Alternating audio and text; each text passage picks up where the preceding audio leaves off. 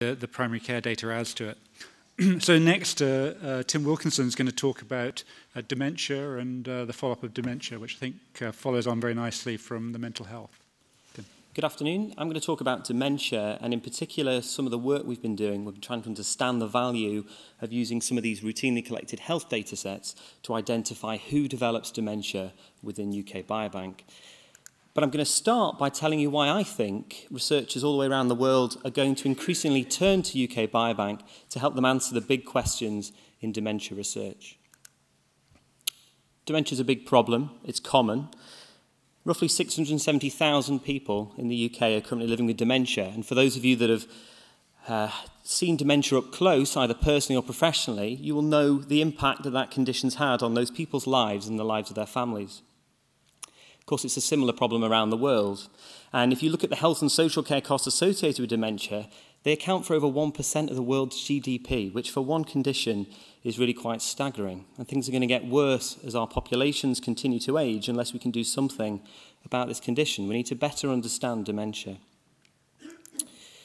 So thinking about that, it's disappointing that dementia has been chronically underfunded. This chart compares the UK research funding for dementia with that for cancer and cardiac problems. And when you look at that, that doesn't look so good. And when you add in the fact that the health and social care costs in the UK for dementia account for more than cancer, heart disease, and stroke combined, that's really disappointing. But things are changing. You can see between 2008 and 2012, there was an increase in dementia research funding. There was a 79% increase. So there's now more money to do research. An example of that increase in funding is the Dementias Platform UK, funded by the MRC, which is a multi-million-pound collaboration of over 30 cohorts in the UK trying to get together to change the way in which we do research in dementia, and that project has funded this work. So, dementia is a big problem. There's now a bit more money with which to study dementia.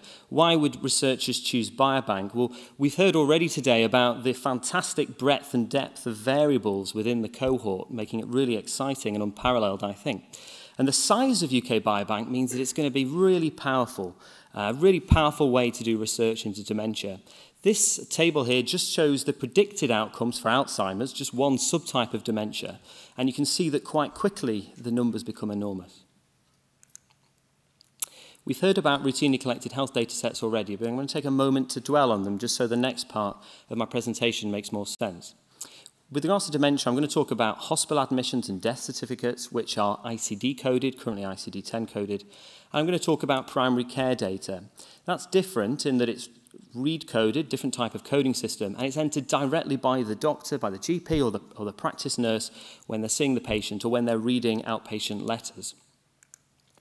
So what we've been trying to do is answer the question, how accurate are these data sets for identifying dementia cases in UK Biobank? And by how accurate, I mean, what is the positive predictive value? So how likely is a case to be a true case? If someone has a dementia code in one of these data sets, how likely is it to be true and that they do have dementia? We started with a systematic review looking at all studies around the world that have looked and tried to answer this question. And what that showed us is that the positive predictive value varies enormously, as you can imagine, depending on the country, the type of data set you use, and the population that you're studying. And that showed us that we really need to do our own work within UK Biobank to try and answer the question for our purposes. I'm going to go on to talk about a pilot study that we've done to trying to address that. We started by creating a list of ICD-10 and READ codes that we think mean dementia. We've got 151 codes in total. This slide just shows a small subset of those codes. Most of those are ICD-10 codes. The bottom is a READ code, a primary care code, just to give you an example of what that might look like. So once we've got that list of codes, we can look in the UK Biobank data sets to see who has those codes, then obtain their identifiers, so their name, date of birth, hospital number, and go to the electronic medical records, the electronic case notes, which has inpatient letters, outpatient letters, and other correspondence and results. Extract that information onto a proforma, anonymize it, and then present it to a case conference of dementia specialists who can adjudicate, blind to the codes, to tell us, is dementia there, yes or no? And if yes, can you give us a subtype diagnosis? The idea being that gives us a gold standard to which we can compare the codes and calculate a positive predictive value.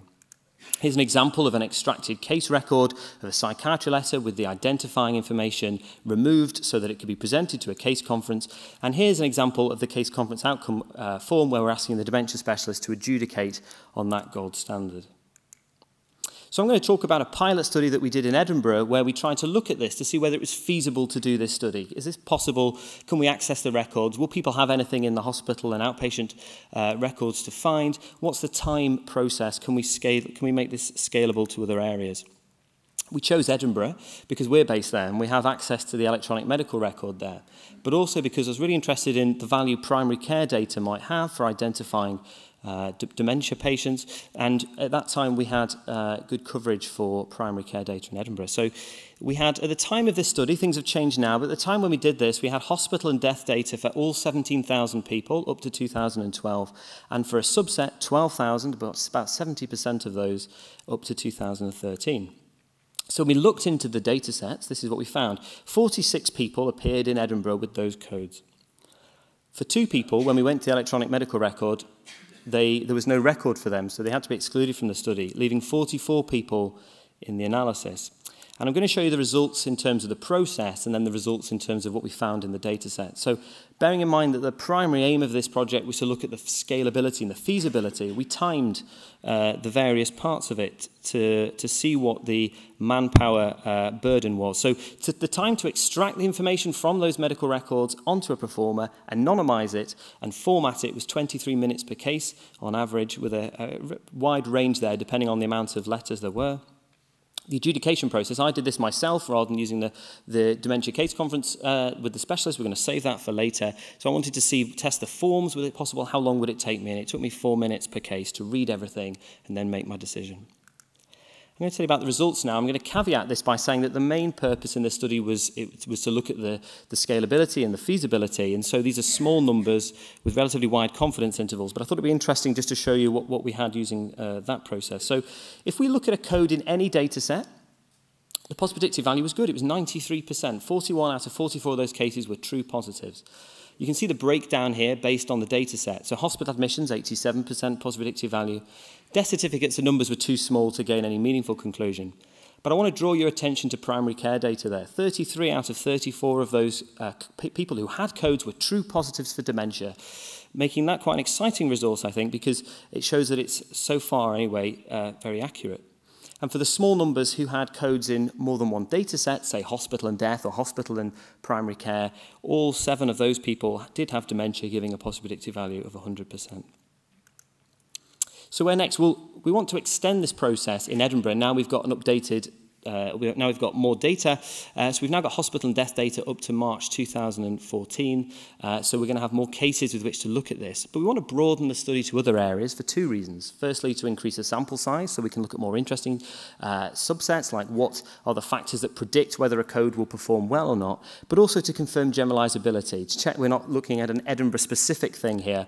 So our next stop is Glasgow, with a very different patient population to Edinburgh, to repeat the process there. Lastly, I want to give you the latest analysis we have looking at the data sets in UK Biobank as a whole cohort. So if we take hospital and death data, not primary care, just hospital and death data up to March 2014, there are just over 1,000 people who have codes in those 2 data sets throughout the UK. And you can see the distribution there. Most of those people are in hospital data with few deaths. More interestingly, though, I want to talk about primary care data. So at this time, when we did this analysis, we had primary care data for about 27,000 people in Scotland and in Wales. And for those people, we wanted to see where are these codes arising. And you can see here we've got hospital and death combined there on the left and primary care on the right. And you can see that we had 100 cases, or just over 100 cases in total, and about 60% of those people are appearing only in primary care data. And I think to me that says that not only is primary care seem quite accurate as a source to find dementia cases, but it's picking up people that the other data sets aren't. I think it is, as Professor Sudlow said, the holy grail for doing research like this. So to summarize, doing a study that estimates the accuracy of using routine data sets to identify dementia cases in UK Biobank is feasible and scalable.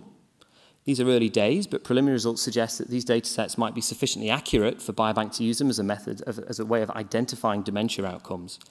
Primary care data is an exciting resource, both in terms of the positive predictive value, but also the type of people it picks up. And lastly, I really believe that UK Biobank is an exciting and powerful research resource, and that over the next few years we're going to increasingly see researchers all the way around the world turn to this cohort to use the data to identify the big questions, to answer the big questions, and to try and do something about this terrible condition. Thank you very much for listening.